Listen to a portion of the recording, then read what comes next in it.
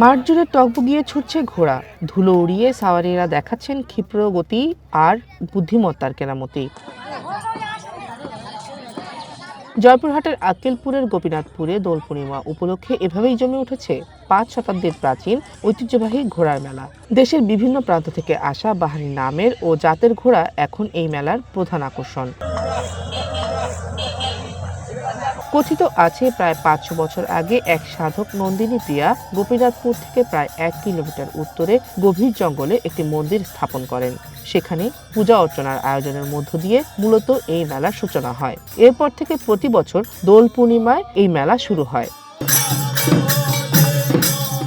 এবারের মেলায় বিজলি, সিন্ধু, রানী ও তাজি সহ বাহারি নামের এসব ঘোড়া দেখতে ভিড় করছে মানুষ।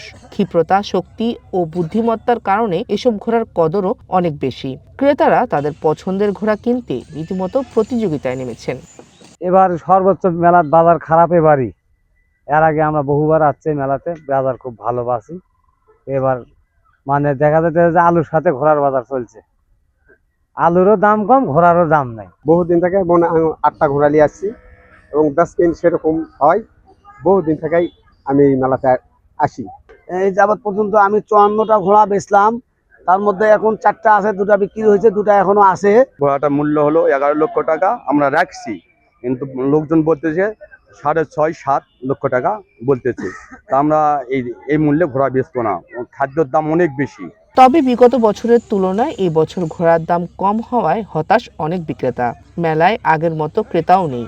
এই বেলা তো এখন বেলা কম, কিন্তু এর আগে আরো বেশি ছিল, জমজমাট ছিল। মানুষ এখন বিভিন্ন জায়গা দিয়ে হওয়ার কারণে মানে এখন অল্প মেলা লাগে। আমার আব্বা আসতো, দাদা আসতো, আমিও আসছি মেলাতে ঘোড়া কিনবো, কিন্তু এখনো দামের সাথে মিল করতে পারছি না। সারা দেশ থেকে ক্রেতা বিক্রেতা এখানে আসেন। তাদের নিরাপত্তায় নেওয়া হয়েছে প্রয়োজনীয় ব্যবস্থা। আমরা আমাদের জেলা প্রশাসনের পক্ষ থেকে এই মেলার আমরা অনুমোদন দিয়েছি, তবে আমরা কিছু শর্ত দিয়েছি। আমরা প্রত্যাশা করব যে মেলা কর্তৃপক্ষ তারা এই নিয়ম কানুন অনুসরণ করে সেই মেলাগুলো পরিচালনা করবেন। এটা দীর্ঘদিনের ঐতিহ্য, সেই ঐতিহ্য যাতে বজায় থাকে, কোনো রকম অপ্রীতিকর ঘটনা যাতে না ঘটে, সেজন্য আমরা সজাগ দৃষ্টি রাখছি। আমরা আশা করি এই এলাকার যে ঐতিহ্যবাহী মেলাটি, এটি সকলের অংশগ্রহণে প্রতিবারের মতো এবারও ফলপ্রসূ এবং আনন্দঘন পরিবেশে সেটি সম্পন্ন হবে। 500 বছরের পুরনো এই মেলায় ঘোড়ার পাশাপাশি গরু, মহিষ ও কাঠের আসবাবপত্র সহ বিভিন্ন গৃহস্থলী জিনিসপত্র পাওয়া যায়। এ কারণে গোপীনাথপুরের এই মেলা সবার কাছে জনপ্রিয়। One national desk.